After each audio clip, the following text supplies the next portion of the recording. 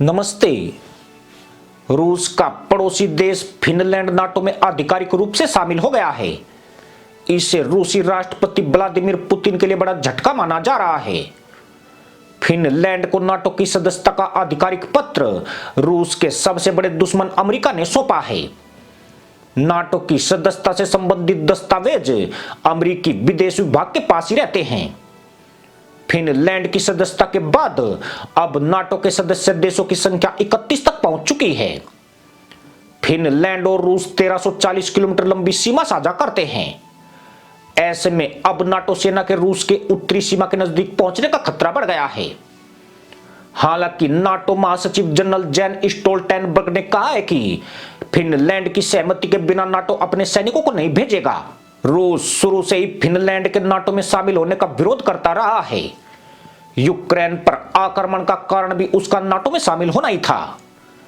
रूस ने चेतावनी दी है कि फिनलैंड की नाटो सदस्यता से पैदा हुए खतरे से निपटने के लिए उसे प्रतिरोधी उपाय करने के लिए मजबूर होना पड़ेगा।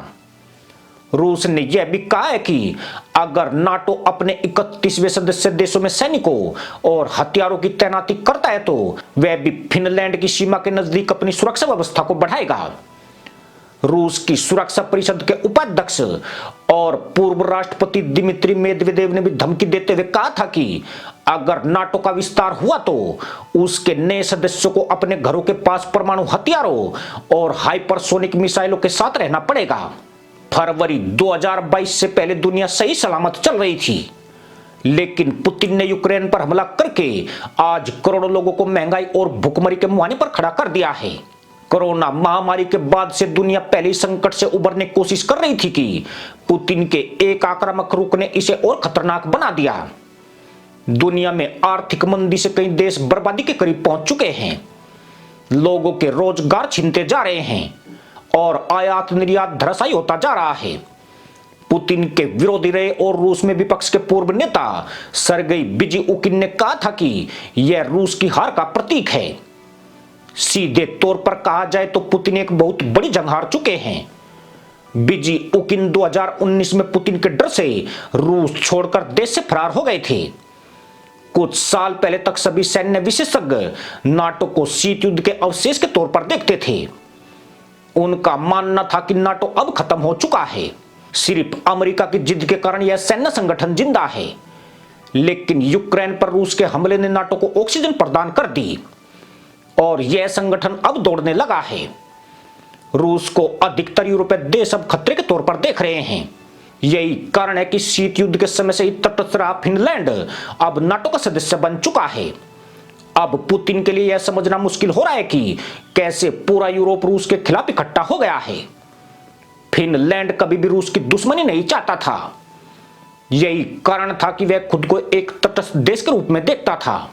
पुतिन हमेशा से यह दावा कर रहे थे कि वे यूक्रेन पर आक्रमण नहीं करेंगे। कई बार तो उन्होंने इसे मिलिट्री एक्सरसाइज भी बताने की कोशिश की थी, लेकिन रूसी सेना ने अचानक यूक्रेन पर हमला कर दिया।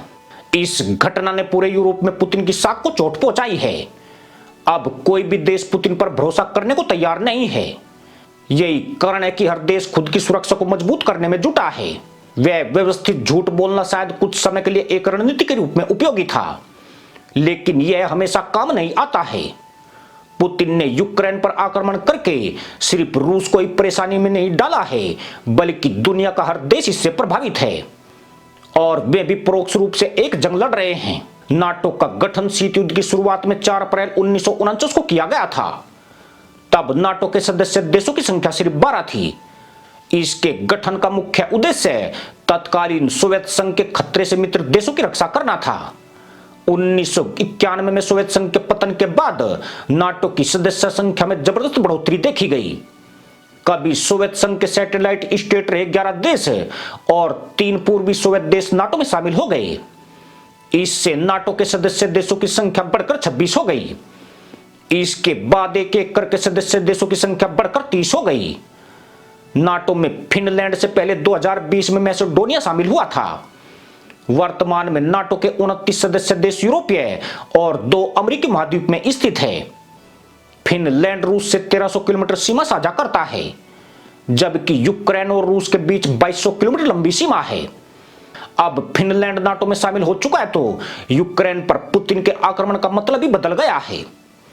पुतिन विरोधी सवाल करेंगे कि अगर फिनलैंड पर हमला न करके उसकी सीमा के पास परमाणु हथियार तैनात किए जा सकते हैं तो फिर यूक्रेन पर हमला क्यों किया गया है? रूस किससे लड़ाई करेगा? क्योंकि नाटो में शामिल होने का अगला नंबर स्वीडन का है। इसी के साथ अनुमति दोस्तों, जय जवान जय किसान जय हिंद वंदे मातरम।